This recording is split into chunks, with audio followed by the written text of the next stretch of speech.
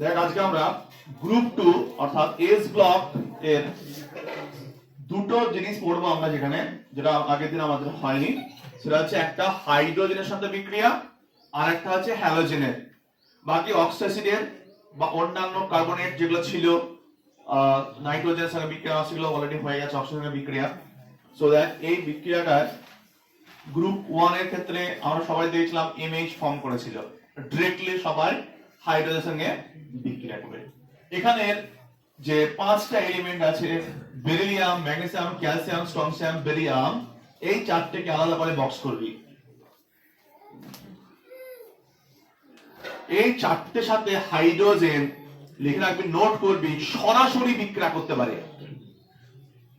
Magnesium, calcium, strontium, barium, এই চারটে যে মৌল আছে S2 এর অর্থাৎ গ্রুপ 2 এর, তারা সরাসরি হাইড্রোজেনের সঙ্গে বিক্রিয়া করবে। তোরা জানিস গ্রুপ 2 এর সবার এর জারণ স্তর বা অক্সিজেন স্তর হচ্ছে +2। কি +2? তো এরা আমি প্রথমটা বাদ দিয়েছি, এরা প্রত্যেককে আমি কমন রিঅ্যাকশন দেখাচ্ছি। যদি এরা ডাইরেক্টলি সরাসরি কিন্তু হাইড্রোজেনের সঙ্গে বিক্রিয়া করে, তাহলে এরকম টাইপের একটা ডাইহাইড্রাইড যৌগ তৈরি করবে NH2। M ফর কি? চারজন। M ফর কি? Magnesium, calcium, strontium, barium. কিন্তু বেরিলিয়াম, নোট কর, কিন্তু বেরিলিয়াম সরাসরি হাইড্রোজেনের সঙ্গে বিক্রিয়া করে না।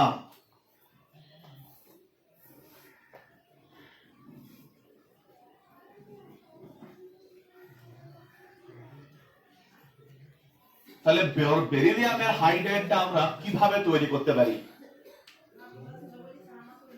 তাহলে কি দেখলি যে চারটে মৌল সরাসরি হাইড্রোজেনের সঙ্গে বিক্রিয়া করে NH2 জাতীয় যৌগ তৈরি করছে। ওকে, তাহলে আমাদের আর একটা এলিমেন্ট পড়ে আছে, সেটাকে বেরিলিয়াম। তাহলে বেরিলিয়ামের সঙ্গে ডাইরেক্ট হাইড্রোজেন বিক্রিয়া করে না। তাহলে আমাদের বেরিলিয়াম হাইড্রাইডের সংকেত কি হবে? এটা আমরা কিভাবে তৈরি করতে পারি? ঠিক সেম টু সেম, তুই এখন গ্রুপ 13 এ যাবি, সেম 13 যখন বোরনকে দেখবি, বোরনও ডাইরেক্টলি সরাসরি হাইড্রাইডের সঙ্গে বিক্রিয়া করতে পারে না। তো তাদের তাহলে হাইড্রাইডটা তৈরি করব কিভাবে? তো তাদের হাইড্রাইড তৈরি করার বা এদের হাইড্রাইড তৈরি করার আর একটা অপশন হচ্ছে রিডাকশনের মাধ্যমে। তোরা জানিস হাইড্রোজেন যুক্ত হওয়া মানে রিডাকশন বা বিজারণ। তাহলে রিডাকশনটা কার করব, কিভাবে করব? এদের যে হ্যালাইড নেব, অর্থাৎ বেরিলিয়াম, বোরন, যে বোরনের ক্ষেত্রে হ্যালাইড কি? BF3, এর ক্ষেত্রে BCl2, এরা কি এদের হ্যালাইড। তো এদের হ্যালাইডকে তুই যদি রিডাকশন করিস, তাহলে কি বলবো? ডাইরেক্টলি করলাম না, ইনডাইরেক্টলি তৈরি করছি। ডাইরেক্টলি না করে আমরা ইনডাইরেক্টলি তৈরি করব BeCl2 প্লাস, দেখ এখানে আমরা গ্রুপ 13 এ গিয়ে পড়বি, খুব ইম্পর্টেন্ট কম্পাউন্ড অ্যালুমিনিয়ামের, lithium aluminium hydride. Lithium aluminium hydride, এটা হচ্ছে একটা তীব্র বিজারক দ্রব্য, নোট করে রাখবি। এটা দেখ অ্যালুমিনিয়াম,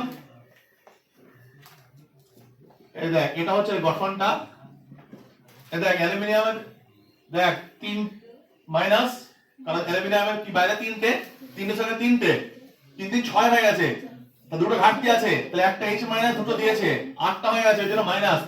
আর একটা লিথিয়াম সিঙ্গেল প্লাস লাগে ব্যালেন্স করেছে, বুঝাছিস? এবার দেখ বেরিলিয়াম ক্লোরাইড সঙ্গে লিথিয়াম অ্যালুমিনিয়াম হাইড্রাইড, লিখেছিস তীব্র বিজারক দ্রব্য। অর্গানিক কেমিস্ট্রিতে বারবার এটাকে পাবি, অর্গানিক কেমিস্ট্রিতে বারবার। দেখ এখানে দেখ ধাতুর উপর নেগেটিভ চার্জ, ধাতু পছন্দ করে নেগেটিভ চার্জ। সেজন্য এ যখন দুটো ইলেকট্রন ঘাটতি ছিল, অন্যের কাছ থেকে দুটো নিয়ে নিয়েছে, লোভে দুটো ইলেকট্রন নিয়ে নিয়েছে, কিন্তু তো হজম করতে হবে। যখন বিয়ে বাড়িতে গিয়ে যখন একবারে ছোটা টেনে দিলি, যে তোর নিজের লিমিট ক্রস করে দিলি, কতটা পারবি, খাওয়ার পরে তারপর বুঝতে পারছিস যে আমার লিমিটটা পেয়েছিল, তোর কি উল্টাতে হবে, তবে শরীর ঠিক হবে। এও নেওয়ার আগে ভাবেনি, নেওয়ার পর ভাবছে যে নেগেটিভ পছন্দ করবে না, তখন কি বলতো হাইড্রোজেন কি আবার ছেড়ে দেবে, তো সেই হাইড্রোজেন কি করবে এই ক্লোরিনকে রিপ্লেস করে দেবে, ওর জায়গায় হাইড্রোজেন হয়ে যাবে, তাহলে কি তৈরি হবে BeH2। এইটা এত ডিটেইলসে বললাম মানে এটা কোথায় গিয়ে পড়বি সেম টু সেম 39 এ পড়বি, নতুন করে পড়া দরকার পড়বে না, ওরাও ওদেরকেও এইভাবেই তৈরি করতে, দেখ ওদেরকেও এইভাবেই তৈরি করতে হবে, ঠিক আছে। তাহলে আমরা এটাকে সরাসরি তৈরি না করে কি করলাম, লিথিয়াম অ্যালুমিনিয়াম হাইড্রাইড বলে একটা তীব্র বিজারক দ্রব্য আছে, যার সাহায্যে আমরা বিজারকতা করে আমরা কি তৈরি করলাম বেরিলিয়াম হাইড্রাইড তৈরি করলাম, ঠিক আছে হলো এটা। এবার কোশ্চেনটা এদের প্রিপারেশনের উপর না, এদের যে মেন কোশ্চেন আছে এদের প্রিপারেশনের উপর না, কোশ্চেন হচ্ছে এরা কি ধরনের যৌগ, অর্থাৎ পাঁচটা তুই হাইড্রাইড পেয়েছিস, বেরিলিয়াম হাইড্রাইড, ম্যাগনেসিয়াম হাইড্রাইড থেকে শুরু করে ক্যালসিয়াম হাইড্রাইড, এই যে পাঁচ ধরনের যে হাইড্রাইড পেয়েছি আমরা, কি কি পেলাম beryllium hydride, magnesium hydride, calcium hydride, strontium hydride, barium hydride, বুঝতে পারছিস। এবার বক্তব্য হচ্ছে এদের আমি বারবার বললাম কোশ্চেন প্রিপারেশন থেকে আসে না, কোশ্চেন আছে এরা কি ধরনের যৌগ, যে কোভ্যালেন্ট অর আয়নিক কম্পাউন্ড, কোথায় বলেছে ফার্স্ট যে মৌল হয় তার হাই পোলারাইজিং পাওয়ার, স্মল সাইজ, তারা সেটাকে কি ইনস্টেট করে, আমরা অনেক পড়ে আসি কেমিক্যাল বন্ডিং এ হ্যাজার্স লতে ভালো করে পড়েছে, হাই পোলারাইজিং পাওয়ার হয় যদি সাইজ ছোট হয় ক্যাটায়নিক সাইজ, তারা কি করে অ্যালাইনের যে ইলেকট্রনের যে সেজটাকে বিকৃত করে এবং কোভ্যালেন্ট ক্যারেক্টারের জন্য বাধ্য করে, অর্থাৎ ইলেকট্রন শেয়ারিং করতে বাধ্য করে, তাহলে ফার্স্ট এলিমেন্টটা অলওয়েজ ম্যাক্সিমাম কি শো করে কোভ্যালেন্ট চরিত্র শো করছে, তাহলে বেরিলিয়াম হাইড্রাইড নরমালি কি আয়নিক না কোভ্যালেন্ট চরিত্র, যেটা প্রথমে ছিল লিথিয়ামের, সব জায়গায় লিথিয়াম ব্যতিক্রম ধর্ম শো করেছে, এগেইন বেরিলিয়াম এখানে কি ধর্ম শো করবে গ্রুপের ফার্স্ট এলিমেন্ট, তাহলে বুঝতে পারছিস যে যখন কোশ্চেন ফেস করবি খেয়াল রাখবি যে সবথেকে ব্যতিক্রম এটা একমাত্র কে দেখায় ম্যাক্সিমাম বেরিলিয়াম। এবার এখানে দেখ ম্যাগনেসিয়ামের সাথে কার সম্পর্ক, লিথিয়াম, ম্যাগনেসিয়ামের সঙ্গে কার সম্পর্ক, কোন সম্পর্ক লিথিয়াম, আগের দিনে ডিসকাস করেছি আমরা এগুলো, তাহলে বেরিলিয়ামের সঙ্গে এই লিথিয়ামের সঙ্গে ম্যাগনেসিয়ামের সম্পর্ক, তাহলে ম্যাগনেসিয়াম যা যা করে লিথিয়াম যা যা করবে, তো ম্যাগনেসিয়াম লিথিয়াম তো কোভ্যালেন্ট চরিত্র শো করেছিল, তার কোভ্যালেন্ট চরিত্র দিয়ে ম্যাক্সিমাম রিঅ্যাকশন করেছে, তাহলে এখানে তাহলে যে একটু বুদ্ধি বা সেন্স ইউজ করবে সেটা কি বলবে এটাও সময় চরিত্রের, এটাও সময়, তাহলে যে এক্সামিনার সে কোনটা জিজ্ঞেস করে বলতো, কেন এটা তো আইনি কাছে হতো এতদিন, কিন্তু এখানে গিয়ে ডায়লগ বলা এক্স্যাক্টলি, তাহলে তুই এইগুলো হচ্ছে ফ্যাক্ট, তোকে এই জায়গায় বুঝতে হবে যে এক্সামে কোথায় কোশ্চেন করবে, পড়ার সময় যদি এই সেন্সটা ভাবিস, এইভাবে সেন্স লাগাস, কোশ্চেন তোর আকারে আসবে, তুই জানতে পারবি কোন কোশ্চেনটা কিভাবে হবে, তো যে ভালো করে স্টাডি করবে সে এক্সামিনের মাইন্ড ফিল করতে পারবে যে কোথায় কোশ্চেন হতে পারে আর কোশ্চেনটা কি হতে পারে, ওই জন্য যারা বেশি স্টাডি করে বেশি ঘাটাঘাটি করে তাদের কাছে কোশ্চেনগুলো ব্যাপারই নয়, সে এক্সামিনার মাইন্ডকে রিড করতে পারে, তাই এক্সামিনার মাইন্ড কখন রিড করতে পারে যখন তুই সেটাকে নিয়ে বেশি টাইম স্পেন্ড করবি, তো এখানেও তাই কোশ্চেন কোথায় যাবে তোকে, এটা তো দিলে ফটো করে দিবি, তো বাকিগুলো কি নেচার আয়নিক নেচার, তাহলে এই দুটো হচ্ছে আমাদের কোভ্যালেন্ট চরিত্র, ফটাফট লিখে নে কোভ্যালেন্ট ক্যারেক্টার, আর এগুলো আয়নীয় চরিত্র অর্থাৎ আয়নিক ক্যারেক্টার, খুব ইম্পর্টেন্ট কোশ্চেন।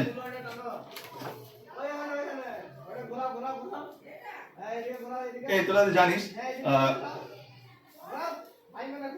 যারা আয়নিক কম্পাউন্ড হয় তাহলে কি আয়নিত হয় গলিত বা জলে দ্রবীত অবস্থায়, নন না, তাহলে তোকে যদি সেম আবার কোশ্চেন করে একই জায়গায়, তো এই তিন থেকে গলিত অবস্থায় কি করবে এরা তড়িৎ বিশ্লেষণ করবে না পড়িসনি, NaCl এর তড়িৎ বিশ্লেষণ সলিড অবস্থায় করে, গলিত বা জলে, এইগুলো হচ্ছে সেন্স, যখনই আয়নিক চরিত্র বলে দিলি তখন সঙ্গে সঙ্গে আয়নিক চরিত্রের যা যা গুণ হয় সেগুলো চলে গেল, তো এখানে আর একটা পয়েন্ট অ্যাড করে নেবে কি এরা গলিত অবস্থায় কি করবে তড়িৎ বিশ্লেষণ করতে সক্ষম এবং কি উৎপন্ন করবে হাইড্রোজেন গ্যাস,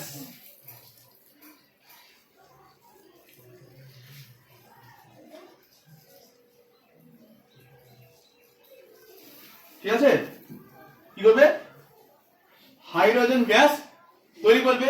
দেখ একটা এক্সাম্পল লিখে দিচ্ছি আমি। এদেরকে যখন জলে যে দিস কি হবে? কি হবে? মনে মনে কি H প্লাস OH মাইনাস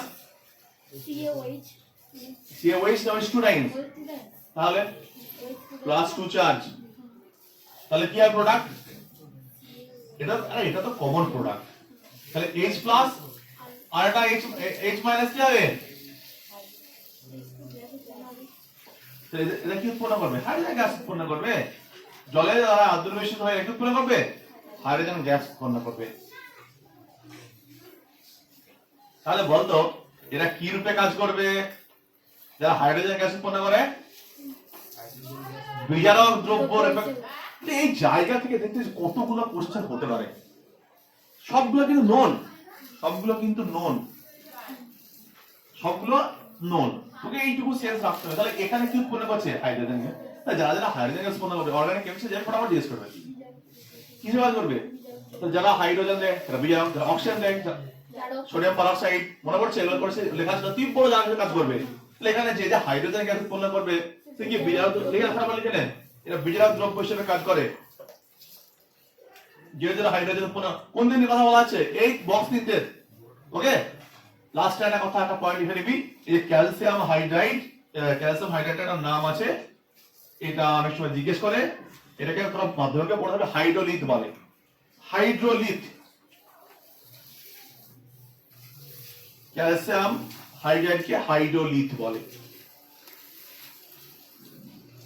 ঠিক আছে? সো হাইড্রোলিথ নাম।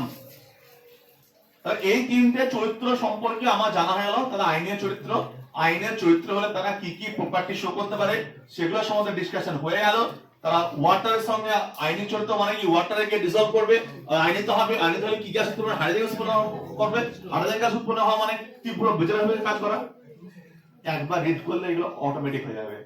তাহলে এখনো কিন্তু আমরা দুজন অ্যানালাইসিস করিনি। কে? এই দুজনকে কিন্তু আমরা এখন অ্যানালাইসিস করিনি। এদের সম্বন্ধে এখনো কিছু বলিনি, কারণ এদের চরিত্র আইনীয় চরিত্র নয়, এদের চরিত্র হচ্ছে কোভ্যালেন্ট চরিত্র। তাহলে কোভ্যালেন্ট চরিত্রের সঙ্গে নিশ্চয়ই আইনি চরিত্রের গুণগুলো একটা মিলবে না। যা যা নোট করলে এখানে একটাও নোট এখানে আসবে না।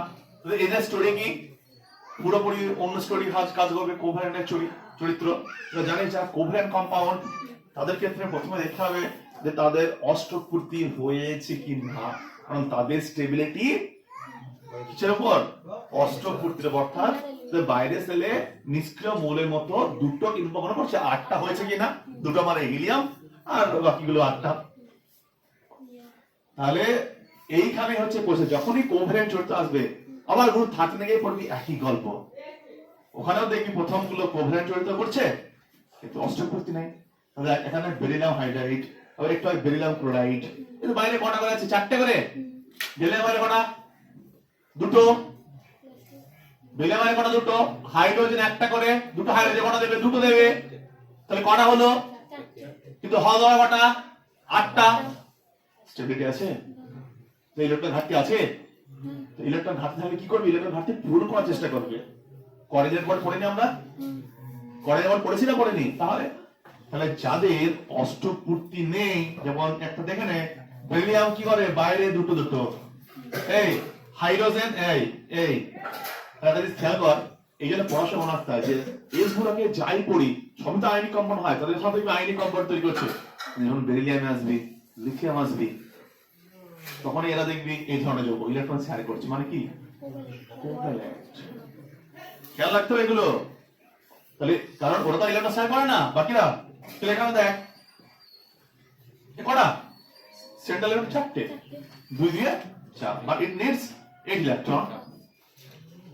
অষ্টপূর্তি হয়নি, অষ্টপূর্তি করার চেষ্টা করবে। তো জানিস যে অষ্টপূর্তি করতে না পারলে তারা যদি নিজেদের মধ্যে অপশনস থাকে কোঅর্ডিনেট বন্ড করবে, যদি অপশন না থাকে তাহলে তারা চেষ্টা করবে নিজেদের মধ্যে, যেহেতু হাইড্রোজেনের কোন রকমের কোন ইলেকট্রন নেই শেয়ারিং করার পরে, তাহলে নিজেদের মধ্যে BF3 যেমন করে ফ্লোরিন বোরনকে দেয়, সেরকম পসিবল এখানে আসছে না। এখানে পসিবিলিটি কি হতে পারে? এখানে পসিবিলিটি তখন কি হতে পারে? এরা তখন নিজেদের মধ্যে জোড়ার চেষ্টা করতে পারে। অর্থাৎ একা থেকে ডাবল অর্থাৎ ডাইমার, ডাইমারে যদি না হয় তবে আস্তে আস্তে ওরা কি চলে যাবে পলিমারে। তার উদ্দেশ্যটা কি? To attain object anyhow. যদি তারা ইন্টারনালি ব্যালেন্স করতে পারে তাহলে চেষ্টা করবে। তারা যদি যেমন তোদের বলি BF3 আছে, দুটো শর্ট নিজেদের মধ্যে করার চেষ্টা করবে, ওকে। বাট এখানে হাইড্রোজেনের সেরকম কোনো গল্প নেই, তাহলে কি করতে বাধ্য হয়, কি করবে ডাইমারের দিকে যাবে, না হলে পলিমার দিকে চেষ্টা করবে। তাহলে এবার নোট ডাউন করবি যে বেরিলিয়াম এর ম্যাগনেসিয়াম তার বাইরের সেলে কড়া ইলেকট্রন থাকে, এই দুটো যোগ লিখবি, বেরিলিয়াম হাইড্রাইড এবং ম্যাগনেসিয়াম হাইড্রাইড এর বেরিলিয়াম এবং ম্যাগনেসিয়ামের কেন্দ্রীয় কক্ষে কি থাকে 4টি ইলেকট্রন থাকে, অর্থাৎ ইলেকট্রনের ঘাটতি আছে।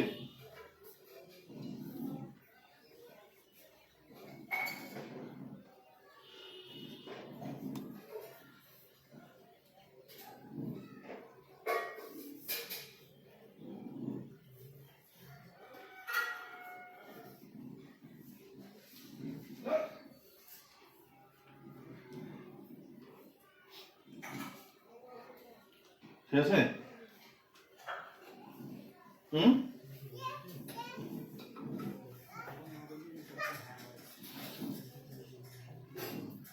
তাহলে কি আছে? ইলেকট্রনের ঘাটতি আছে। তাহলে যে বেরিলিয়াম, দেখ beryllium hydride and magnesium hydride এরা কি করবে, সলিড, এরা কি করবে এইরকম, কি বললাম, কি বল বলতো, যে বেরিলিয়াম হাইড্রাইড কি অবস্থা থাকবে এন টাইপ, এই magnesium hydride Mg(H2) whole n মানে কি পলিমেরিক অবস্থায় থাকবে। এবার দেখ বেরিলিয়াম হাইড্রাইড, ভালো করে শুনবি, একটা জিনিস অ্যানালাইসিস করব, মন দিয়ে শুনবি। আগে বল হাইড্রোজেন হাইড্রোজেন যখন সমযোজী বন্ধন তৈরি করে কটা ইলেকট্রন দেয়, এ একটা ও একটা, তাই তো? এইভাবে একটা বন্ধন তৈরি করে। তাহলে এখানে এ একটা ইলেকট্রন শেয়ার করেছে, এক ইলেকট্রন শেয়ার করেছে, কজন মিলে? দুজন মিলে, কটা মিলে? দুটো। তাহলে এই বন্ডটার নাম হচ্ছে two centre two electron bond. কেন বলতো? দুটো সেন্টার মিলে দুটো ইলেকট্রন আছে, সেজন্য ওই ধরনের বন্ডকে বলা হয় টু সেন্টার টু। তাহলে একটা নরমাল সমযোজী বন্ধন কত সেন্টার? Two centre two electron. এটা হচ্ছে নরমাল বন্ড, যেখানে ইলেকট্রনের কোনো ঘাটতি নেই, কিছু নেই, সুন্দর ভাবে আছে। নরমাল বন্ড কি? Two centre two electron bond, এর নাম এটা। একটা সেন্টার একটা সেন্টার, একটা ইলেকট্রন একটা ইলেকট্রন, দুটো সেন্টার। তো এটা নরমাল কোভ্যালেন্ট বন্ডের নাম কি? Two centre two electron bond. ঠিক আছে? Two centre two electron bond. এবার দেখ আমরা এবার এখানে কোশ্চেনটা অ্যানালাইজ করছে, ভালো করে দেখ। আমি একটা স্ট্রাকচারটা ড্র করে নিই, তারপর আমি ডিটেইলস অ্যানালাইসিস করব।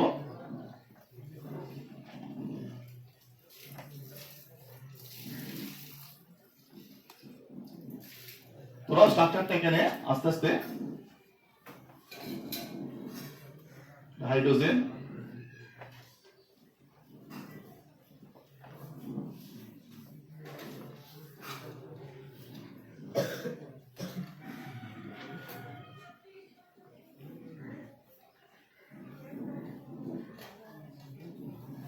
করেছিস?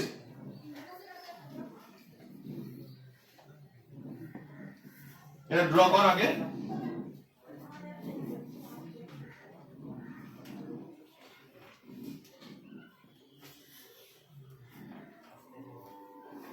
বাকি হলো আমি লিখলাম না, এটা ড্র হয়েছে।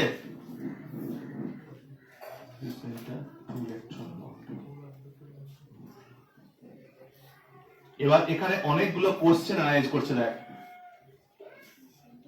হয়েছে কি দেখানো হয়েছে বলতো? বেরিলিয়ামের 4টে বন্ড দেখানো হয়েছে। কটা বন্ড? বেরিলিয়ামের কটা বন্ড দেখানো হয়েছে? 4টে বন্ড দেখানো হয়েছে। কটা বন্ড দেখানো হয়েছে বেরিলিয়ামের? 4টে বন্ড। কিন্তু কিভাবে হলো এবার তো কোশ্চেন। দেখ আমরা তোকে বলেছিলাম যখন চতুস্তলিকা মলিকুল হয় তখন যে কোনো দুটো বন্ড একই প্লেনে থাকে আর দুটো আউট অফ প্লেনে থাকে, একটা অ্যাবভ দা প্লেন, একটা বিলো দা প্লেন। মনে আছে যখন CH4 কে বুঝিয়েছিলাম এখানে চারটে বন্ড আছে মানে বুঝতে পারছি, দুটো নরমাল বন্ড আর একটা বোর্ডের উপরে একটা বোর্ডের পেছনে দেখানো আছে। তো এই জন্য কি এটা এই বন্ড নিয়ে সমস্যা নেই তো। এটা কি বলছিলাম, অ্যাবভ দা প্লেন আর বোকেল লাইনটা বিলো দা প্লেন, একটা বোর্ডের পিছনের দিকে একটা বোর্ডের উপরে একটা, মনে পড়ছে যে এইভাবে দেখিয়েছিলাম যে কোনো দুটো থাকবে একই প্লেনে আর একটা বোর্ডের উপরে আর একটা বোর্ডের পিছনের দিকে থাকবে। তো সেই জন্য বন্ডগুলোকে আলাদা আলাদা দেখানো হয়েছে, দুটোকে সেম প্লেনে দুটোকে আলাদা প্লেনে। এবার কোশ্চেনটা ওটা না, তুই এটাকে নরমালি চারটে বন্ড বেশ কোনো সমস্যা নেই, এটা হচ্ছে অ্যাকচুয়াল প্রেজেন্টেশন। কোশ্চেনটা হচ্ছে যে হাইড্রোজেন দুটো বন্ড করেছে, হাইড্রোজেনের ক্ষমতা, হাইড্রোজেনের ক্ষমতা আছে কি? এখানে আমাকে স্ট্রাকচার কি দেখাচ্ছে, হাইড্রোজেন দুটো বন্ড করে বসে আছে। হাইড্রোজেনের কাছে একটা ইলেকট্রন, হাইড্রোজেনের কাছে তো একটা ইলেকট্রন, কিন্তু হাইড্রোজেন দুই জায়গায় দুটো বন্ড করে বসে আছে, কি করে সম্ভব? পসিবল? তাহলে এখানে যে স্ট্রাকচার দেখানো আছে এরকম পলিমেরিক স্ট্রাকচার, তো দেখ সেই স্ট্রাকচারটা। তাহলে এখানে প্রথমত দেখ, তাহলে কোশ্চেনটা বুঝতে পেরেছিস, হাইড্রোজেনে কত ইলেকট্রন? 1 ইলেকট্রন। তো হাইড্রোজেন কি করে দুই দিকে দুটো বন্ড করে দিল? হাইড্রোজেন একটা ইলেকট্রন, তো নরমাল অবস্থায় 2 সেন্টার 2 ইলেকট্রন বন্ড করে, এটা করেছিলাম। কিন্তু এখানে দেখতে পাচ্ছি হাইড্রোজেন 1 2 3 কত সেন্টার? তিনটে সেন্টার। কত সেন্টার? তিনটে। যদি খুব ভালো করে বুঝিস, আমি এটা একবার মুছে দিচ্ছি। এর কাছে কত ইলেকট্রন আছে? একটা। ওকে, এই দিকটা কথা ভুলে যা। এর তো কত ইলেকট্রন? দুটো ইলেকট্রন। তাহলে এ হয় এর সাথে একটা শেয়ার করেছে, না এর সাথে শেয়ার করেছে। তাহলে এ কিভাবে এর সাথে বন্ড করছে, এর সাথে বন্ড করছে? এর আইডিয়া ঘাটতি আছে না নেই? পার বেরিলিয়াম 4টি ইলেকট্রনের ঘাটতি, পার বেরিলিয়াম 4টি ইলেকট্রনের ঘাটতি আছে। তাহলে ঘাটতিটা পূরণ করছি কি করে? পূরণ হচ্ছে, দেখ স্টোরিটা হচ্ছে এরকম, স্টোরিটা হচ্ছে এ দেখছে হাইড্রোজেন দেখছে এর ঘাটতি, এর ঘাটতি। তো হাইড্রোজেন যখন কাছাকাছি আসছে তখন হাইড্রোজেন মনে করছে যে আমি শোন, এর সময় যখন বন্ধন করছে তখন এ হাইড্রোজেন কি করছে? এর সাথে করছে। এ যখন এর সাথে করছে, এ তখন এর মানে ব্যাপারটা কি বলতো, ইলেকট্রন গুলো কন্টিনিউয়াসলি কখনো এর সাথে বন্ড করছে, তার মানে কি বন্ডটা কখনোই পার্মানেন্ট না। মানে ইলেকট্রনিক ডিফ্রাকশন স্ট্রাকচার যদি দেখি আমরা, মানে অ্যাকচুয়াল স্ট্রাকচারটা, তাহলে এর সারা জীবনে কি থাকবে? ইলেকট্রন ঘাটতি থাকবে। কিন্তু ও কি চেষ্টা করেছিল, ধর তোর একজনের তো প্রবলেম, তোর মনে হচ্ছে একে দিলে আমার সুবিধা, কিন্তু ও যখন দিয়ে দিল তোর আবার নিজে ঘাটতি হয়ে গেল, তো সে আবার অন্য জায়গায় দিল। এরকম করতে কি বলতো, একবার নিচ্ছে একবার ঘাটতি হচ্ছে, একবার নিচ্ছে, কোনো দিকে ব্যালেন্স করার চেষ্টা করছে, কিন্তু ব্যালেন্সটা কোনো দিকেই হচ্ছে না। বুঝতে পারছিস? চার্লি চ্যাপলিনের ভিডিও শুনে দেখেছিস? এক করতে হবে আর এক হবে, এদিকে ব্যালেন্স করতে হবে, এদিকে চলে যাচ্ছে, আবার দিকে আসছে, আবার দিকে যাচ্ছে। দেখিস নি ওই রকম স্টোরি? ধর এরকম একটা সে দোলনা থাকে না, এদিকে আছে পড়ে আছে, ও কি চলে আছে, আবার এই চলে আসে, আবার কি আছে, আবার এদিকে। ব্যাপারটা সেই স্টোরির মতো। তাহলে এখানে কি বলতো, এর তো দুটো ইলেকট্রন না একটা ইলেকট্রন, কখনো এর সাথে যাচ্ছে, এ যখন এর সাথে যাচ্ছে তখন এর সাথে যাচ্ছে, এ যখন এর সাথে যাচ্ছে তখন এর সাথে যাচ্ছে। তো এরকম কন্টিনিউয়াসলি ইলেকট্রনটা ব্যালেন্স করার চেষ্টা করছে, কিন্তু কখনোই পার্মানেন্ট বন্ডে আসতে পারে না। এটা অ্যাকচুয়াল স্ট্রাকচার দেখা যায়। কিন্তু এখানে আমাদের এটা ছবি ড্র করার জন্য, ছবিটা আঁকার জন্য কি করা হয়েছে বলতো, এটাকে এইভাবে দেখানো হয়েছে। কিন্তু কখনোই কি এর ঘাটতি পূরণ করতে পারবে কেউ? কারণ হাইড্রোজেনের নিজস্ব ইলেকট্রনই একটা। তাহলে এইটা দেখ কটা সেন্টার লিখেছে, দেখ 1 2 3 3 সেন্টার, বাট ইলেকট্রন কটা? একটা ইলেকট্রন, এই একটা ইলেকট্রন। আমি বলেছি এই ইলেকট্রন মিলে এই ইলেকট্রন কখন এখানে দিচ্ছে, কখন এখানে, এ যখন এখানে দেবে তখন আমার কি এই টোটালটা মিলে দুটো ইলেকট্রন, যেকোনো একটা বেরিলিয়ামের একটা ইলেকট্রন আর যেকোনো একটা হাইড্রোজেনের একটা ইলেকট্রন। যদি এই বেরিলিয়ামের ইলেকট্রন ধরিস, তাহলে যেকোনো একটা হাইড্রোজেন ধরবি, ও যখন এদিকে আসবে ও এইটা তখন এদিকে আসবে। তাহলে ওই কেসটা বুঝতে পারছিস যে সবসময় ব্যালেন্স করার একটা চেষ্টা চলছে, কিন্তু ব্যালেন্স, বুঝতে পারছিস? এই হচ্ছে প্রবলেম। তো সেই জন্য এইটা কি দেখ 1 2 3 সেন্টার কটা? তিনটে, বাট ইলেকট্রন কটা? দুটো। যেকোনো বেরিলিয়ামের একটা ইলেকট্রন আর যেকোনো হাইড্রোজেনের একটা ইলেকট্রন। ওই জন্য বলা হচ্ছে 3 সেন্টার 2 ইলেকট্রন বন্ড, এটা হচ্ছে 3 সেন্টার 2 ইলেকট্রন বন্ড। কিন্তু এইভাবে কি বলতো যতটা ঘাটতি পূরণ করা যায়। পার্মানেন্ট ঘাটতি থেকে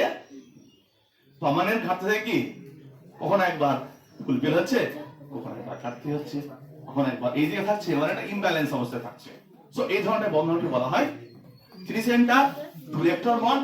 আর এই বন্ধনটাকে বলা হয় ব্রিজ বন্ধন বলা হয়। হাইড্রোজেন সেতু, হাইড্রোজেন কি ব্রিজ অবস্থায় আছে, এই জন্য এটাকে বলা হয় হাইড্রোজেন সেতু বন্ধন বলা হয়। তো শুধুমাত্র এখানে এই নতুন টার্ম এইটা জেনে রাখবি। আমরা আবার গ্রুপ 13 এ গিয়ে যখন বোরন কেমিস্ট্রি পড়বো সেম গল্প পড়বি, সেখানেও ডিটেইলসে পড়বো। B2H6 সেম স্টোরি, ঠিক আছে? তাহলে সলিড স্টেট অবস্থায় ওরা কি হয়ে থাকবে, এরকম অবস্থায় স্টে করবে, ঠিক আছে? সেটা হলো 3 সেন্টার 2 ইলেকট্রন বন্ড, ঠিক আছে? নোট করেছিস? কোনো অসুবিধা নেই? পলিমেরিক অবস্থায় আছে দেখাবি, ঠিক আছে? তো এটা গেল কি আমাদের হাইড্রোজেনের সঙ্গে বিক্রিয়া, অনেকগুলো গল্প ছিল। এরপরে যেটা আমরা দেখব হ্যালাইডের সঙ্গে বিক্রিয়া আর হ্যালোজেন গুলো। এবার ক্যাপশনস দিবি হ্যালাইড, বাকিগুলো মনে হয়ে গেছিল না, শুধুমাত্র এটি মার্কছিল। এটা নোট করেছিস? তাহলে বেরিলিয়াম হাইড্রাইড যেমন পলিমেরিক অবস্থা থাকবে, ম্যাগনেসিয়াম হাইড্রাইডও পলিমেরিক অবস্থা। শুধু এখানে একটাই কি পয়েন্টটা কি বলতো, 3 সেন্টার 2 ইলেকট্রন বন্ড এই অবস্থায় থাকে। এবং এই কথাটা আরো বেশি ফ্যামিলিয়ার হবি, আরো বেশি ডিপলি বুঝতে পারবি যখন আমরা আস্তে আস্তে আরো 13 কেমিস্ট্রি পড়বো তখন, ঠিক আছে? গ্রুপ 13 পড়বো তখন এটাকে আরো আবার ডিটেইলসে বলবো আবার যে কিভাবে ফরমেশনটা আসছে। সো এবার দেখবো হ্যালাইডস, ওকে? দেখ এখানে হ্যালাইড বলতে এগেইন এদের প্রত্যেকের বাইরে সেলে কত ইলেকট্রন, 2 ইলেকট্রন। গ্রুপ 2 এর তাহলে হ্যালাইড ফরমেশন এটা কি করতে পারে, কিছুই না। X2 মধ্যে কি ফ্লুরিন ক্লোরিন ব্রোমিন সবাই এখানে কি আছে, সমস্ত গুলো কি হ্যালাইড ফর্ম করবে। এতে কোনো সন্দেহ নেই যে কেউ হ্যালাইড ফর্ম করবেই করবে না, এটা কোনো ব্যাপার না। হ্যালাইড সমস্ত রকম ফর্ম করবে, কিন্তু এদের একটাই ফান্ডা হচ্ছে যে হ্যালাইডের প্রিপারেশন না, এদের বক্তব্য হচ্ছে হ্যালাইডগুলোর প্রপার্টিজ। হ্যালাইডগুলো কি কোভ্যালেন্ট চরিত্র হবে না হ্যালাইডগুলো আয়নিক চরিত্র হবে? আর কোভ্যালেন্ট চরিত্র হলে তার কি কি প্রপার্টি শো করবে, সেই একই স্টোরি। তাহলে দেখ এখানে beryllium, magnesium, calcium, strontium, barium. Again তো জানিস প্রথম বেরিলিয়াম তো অবশ্যই কি হবে, কোভ্যালেন্ট চরিত্র শো করবে। এবং এখানে একটা জিনিস প্রথমে লিখ, বেরিলিয়ামের হ্যালাইডগুলি সমযোজী চরিত্র হয়।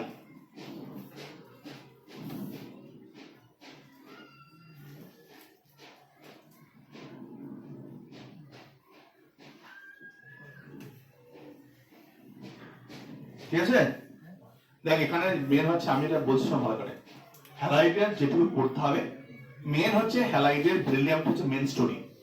সো আগে বেরিলিয়ামটাকে বলে দিই, বাদ বাকি এদের মোরলেস একই, শুধুমাত্র বেরিলিয়ামটাকে আগে নোট করে নে, হ্যাঁ, বাদ বাকি সবগুলো হয়ে যাবে। তাহলে বেরিলিয়ামটাকে বলে নিই, তারপরে এই চারটাকে একসাথে একটা দুটো কথা বললে হয়ে যাবে, ঠিক আছে? তারপর লিখবি বেরিলিয়াম সমযোজী চরিত্র হওয়ার জন্য, বেরিলিয়ামের হ্যালাইডগুলি সমযোজী চরিত্র হওয়ার জন্য যাদের সমযোজী চরিত্র হবে তাহলে গণনা কি হবে, কম হবে। তাহলে এদের তাহলে বেরিলিয়ামের হ্যালাইডগুলি BH2 এটা কোভ্যালেন্ট ক্যারেক্টার হওয়ার জন্য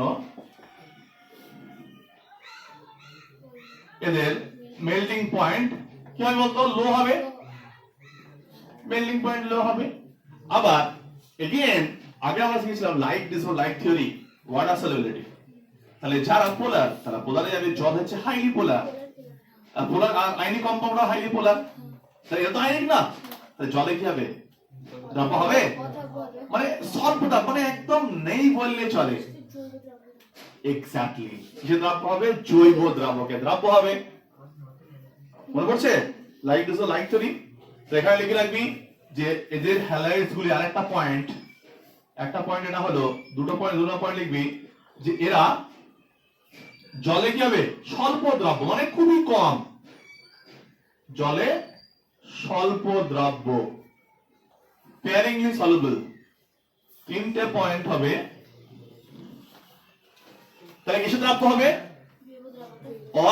অর্গানিক দ্রাবকে, জৈব দ্রাবকে কি হবে? না, তাহলে এটা জৈব দ্রাবকে দ্রাব্য হবে।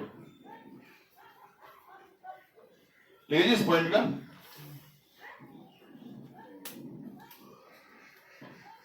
এবার এটাও জানিস, এটা গেল। এবার এখানে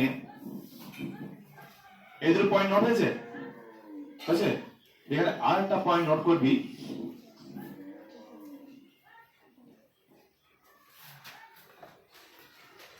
দেখ গ্রুপ 1 আর গ্রুপ 2 এর আমরা পড়েছিলাম হাইড্রেশন এনথালপি, জলে ফেললে কার হাইড্রেশন উত্তরা বেশি হবে। তো সেই রেসপেক্টে দেখি আমরা, তাহলে বেরিলিয়ামের কিন্তু হাইড্রেশন এনথালপি সব থেকে বেশি হবে, যার চার্জ ডেনসিটি বেশি তার হাইড্রেশন এনথালপি সব থেকে বেশি হবে। তাহলে বেরিলিয়ামের, তাই তো ওখানে লিথিয়ামের সব থেকে বেশি, লিথিয়াম 1+, এখানে কি তাহলে গ্রুপ 1 থেকে গ্রুপ 2 এর আবার কি এর সাইজ ছোট, চার্জ ডেনসিটি হাই, তাহলে গ্রুপ 1 থেকে গ্রুপ 2 এর হাইড্রেশন এনথালপি অনেক বেশি। তাহলে এখানে এগেইন মনে রাখবি, ওখানে শুধুমাত্র লিথিয়ামের কি ছিল বলতো, লবণগুলো হাইড্রেটেড অবস্থায় ছিল। এখানে গ্রুপ 1 থেকে গ্রুপ 2 এর সবারই সাইজ ছোট এবং সবারই পজিটিভ চার্জ কত, 2+, হাই চার্জ ডেনসিটি, এই জন্য সবাই কি থাকবে, এদের লবণগুলো হাইড্রেটেড অবস্থায় থাকবে। বলেছিলাম আমি ওখানে পড়ার সময়, যেখানে এইটা পার্থক্য পাবি যে লিথিয়াম ওখানে শুধুমাত্র হাইড্রেট অবস্থা থাকে, এখানে কিন্তু সমস্ত হ্যালাইড গুলোই হাইড্রেটেড অবস্থায় পাওয়া যায়। হ্যাঁ, যদি বলে হাইড্রেটেড অবস্থায় চান্সটা আসলে কমবে না, অবশ্যই কমবে, কারণ বেরিলিয়ামের ক্ষেত্রে হাইড্রেশন বেশি, ওর হাইড্রেটেড অবস্থা সব থেকে বেশি থাকবে। যখন বেরিলিয়াম থেকে আমি আস্তে আস্তে স্ট্রংশিয়াম বেরিলিয়ামের দিকে যাবো, তখন কি হবে, তার আস্তে আস্তে কম হবে, স্বাভাবিক। কিন্তু এদের সমস্ত মানে এদের যে মৌলগুলো আছে সমস্ত মৌলগুলোই হাইড্রেটেড অবস্থায় থাকে। তাহলে এখানে মানে পার্থক্য কিছু নেই। হ্যাঁ, কিন্তু উপর থেকে নিচে হাইড্রেটের যে মাত্রাটা সেটা কম হবে। কথা বোঝা গেল?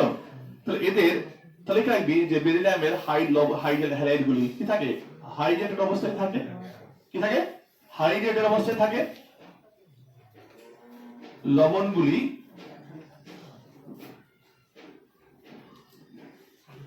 হাইড্রেটেড অবস্থায় থাকে, ঠিক আছে?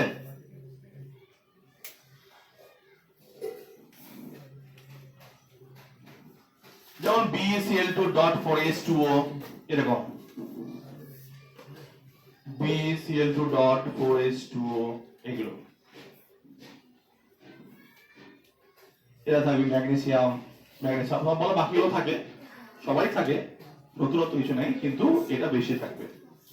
তো এখানে আর একটা জিনিস নোট করবি, খুব আসে এটা পরীক্ষাতে, বেরিলিয়াম ফ্লোরাইড।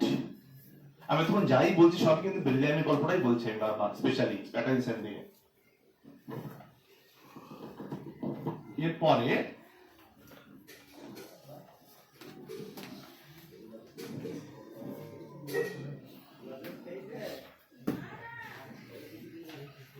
বেরিলিয়াম ফ্লোরাইডের স্টোরিটা আমরা একটু জানবো। কি স্টোরি? বেরিলিয়ামের এখানে স্টোরিটা হচ্ছে, যদি ভালো করে খেয়াল করিস, লিথিয়াম ফ্লোরাইড জলে অদ্রাব্য ছিল, কারণ ওর ল্যাটিস এনার্জিটা সব থেকে হাই ছিল গ্রুপ 1 এ, এবং জলে অদ্রাব্য ছিল। বাট বেরিলিয়াম ফ্লোরাইড এখানে গল্পটা আলাদা। বেরিলিয়াম ফ্লোরাইড হচ্ছে যে বেরিলিয়াম ফ্লোরাইডের ক্ষেত্রে প্রথমত হচ্ছে বেরিলিয়াম 2+ অবস্থায় থাকে, আর হাইড্রেশন এনথালপি অত্যন্ত বেশি। তার ফলে কি হয়, এরও ল্যাটিস এনথালপি বেশ যথেষ্ট, কিন্তু হাইড্রেশন এনথালপি ল্যাটিস এনথালপিকে ক্রস করে যায়, যেটা লিথিয়াম ফ্লোরাইডের ক্ষেত্রে পারে না। কারণ কি? কারণ লিথিয়াম ফ্লোরাইডের ক্ষেত্রে লিথিয়ামের চার্জ হচ্ছে +1, আর এখানে চার্জ কত, +2, ডাবল চার্জ, এবং হাইড্রেশন এনথালপি ডাবল এর কাছাকাছি। তাহলে লিথিয়াম ফ্লোরাইড দেখ, তাহলে কম্পারিজন এরকম যে লিথিয়াম ফ্লোরাইড জলে অদ্রাব্য, insoluble due to high lattice energy. অর্থাৎ কি বলতো, এখানে hydration energy lattice energy cross করতে পারে না। এখানে hydration energy lattice energy cross করছে। আমরা জানি দুটো factor, lattice energy and hydration energy. But beryllium ক্লোরাইডের ক্ষেত্রে হচ্ছে beryllium 2+ high charge density,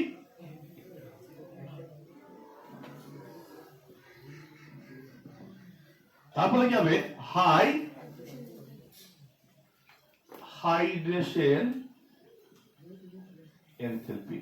high hydration enthalpy হওয়ার জন্য ল্যাটিস এনার্জিকে সারপ্লাস করে যায়, ল্যাটিস এনার্জিকে ওভারকাম করে যায়। সেই জন্য কি ল্যাটিস এনার্জিকে ওভারকাম করতে পারে। ফলে কি বলতো জলে, কিন্তু এটা আনএক্সপেক্টেড, এক্সপেক্টেড ছিল না, কিন্তু এটা এখানে জলে স্পেশাল অ্যাটেনশন বেরিলিয়াম ক্লোরাইড।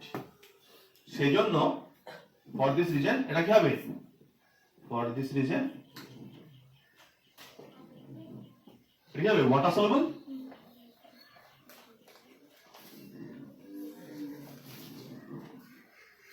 অর্থাৎ BF2 soluble, water soluble।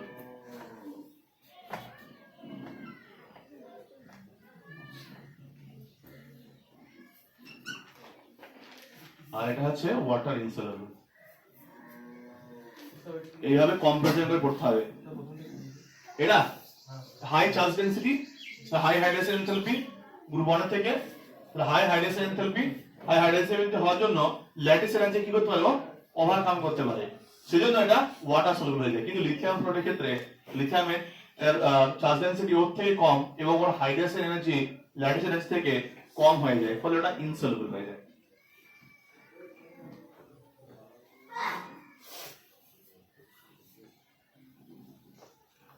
এভাবে কম্পারিজন করে পড়তে হয় গ্রুপ 1 আর গ্রুপ 2 এর ভেবে ভেবে, তাহলে কোশ্চেন আনসার করতে তো সমস্যা হবে না।